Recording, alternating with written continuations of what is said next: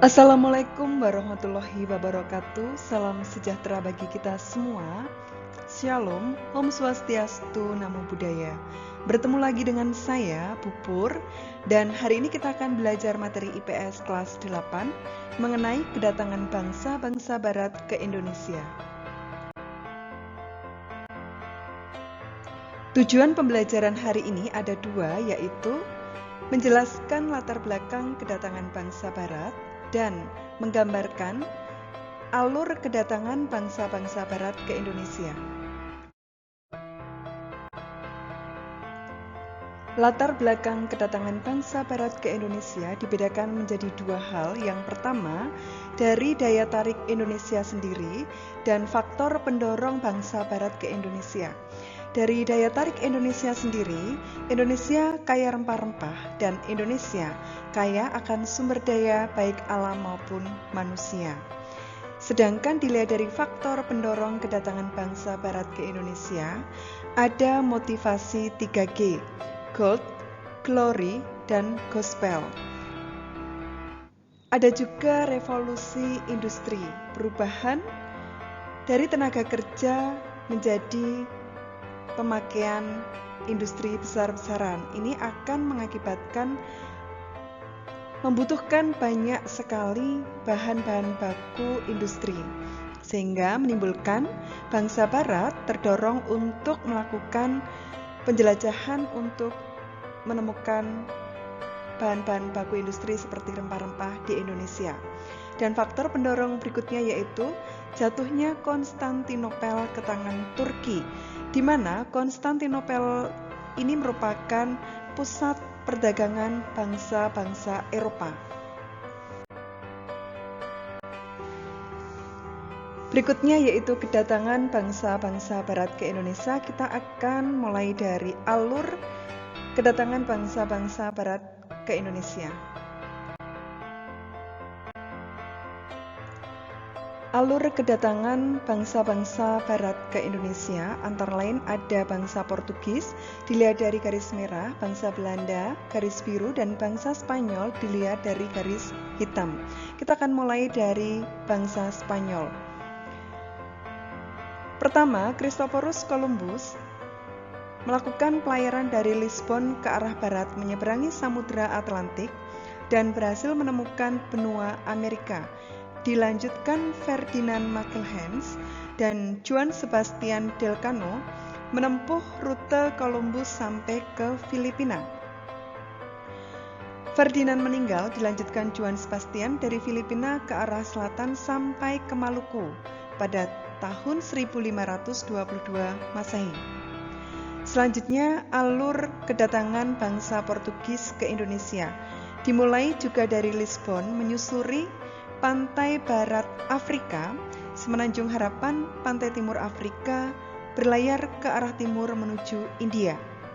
Di India, Vasco da Gama ini mendirikan kantor dagang EIC dan dilanjutkan oleh Alfonso de Albuquerque. Kita akan perhatikan yang garis merah. Menggantikan Vasco da Gama berhasil menguasai Selat Malaka dan melanjutkan ke arah timur menuju ke Indonesia, tepatnya juga di Maluku. Berikutnya ada alur kedatangan bangsa Belanda. Kita perhatikan garis yang berwarna biru ke Indonesia. Dimulai dari Cornelis de Houtman menempuh jalur pelayaran Portugis. Setelah melewati Semenanjung Harapan, Samudra Hindia, dan Selat Malaka, akhirnya tiba di Banten, melanjutkan ke Indonesia bagian timur untuk memperoleh rempah-rempah dan singgah di Madura, Bali, dan sampai ke Maluku. Itulah alur-alur kedatangan bangsa-bangsa Barat di Indonesia.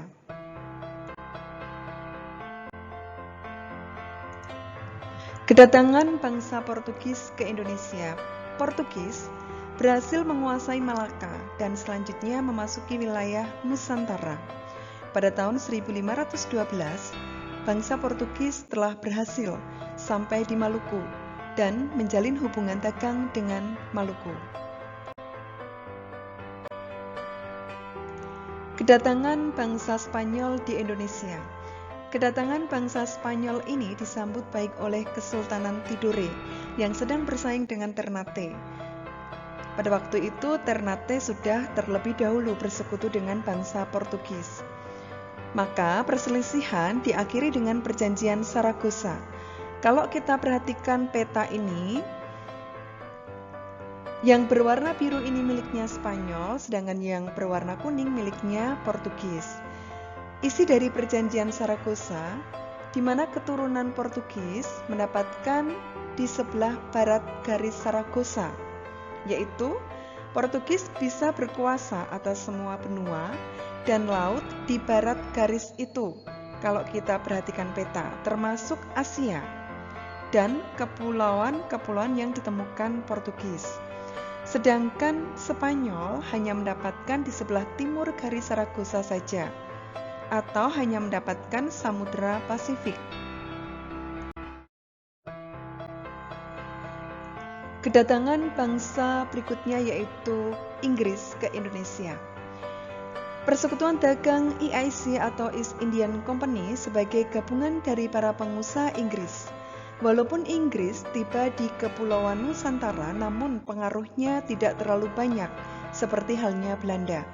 Hal ini disebabkan EIC terdesak oleh Belanda, sehingga Inggris menyingkir ke India atau Asia Selatan dan Asia Timur.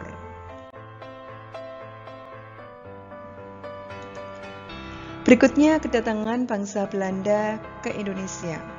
Dimulai dari kedatangan Houtman di Indonesia yang kemudian disusul ekspedisi-ekspedisi lainnya, banyaknya pedagang Belanda di Indonesia ini memunculkan persaingan di antara mereka sendiri. Sehingga untuk mencegah persaingan yang tidak sehat, maka tahun 1602 didirikanlah VOC. Dan Jakarta merupakan pelabuhan penting di Pulau Jawa yang menjadi markas VOC di Indonesia pada waktu itu. Untuk kesimpulan pembelajaran hari ini, yaitu kedatangan bangsa-bangsa Barat ke Indonesia di atas sudah menandai era penjajahan bangsa Indonesia. Satu demi satu daerah di Indonesia sudah dikuasai oleh bangsa asing, dan penjajahan telah menyebabkan penderitaan bangsa Indonesia. Untuk materi selanjutnya kita akan membahas di video pembelajaran berikutnya. Saya akhiri. Sekian, terima kasih. Wassalamualaikum warahmatullahi wabarakatuh. Salam sejahtera bagi kita semua. Shalom. Om Swastiastu, Namo Buddhaya.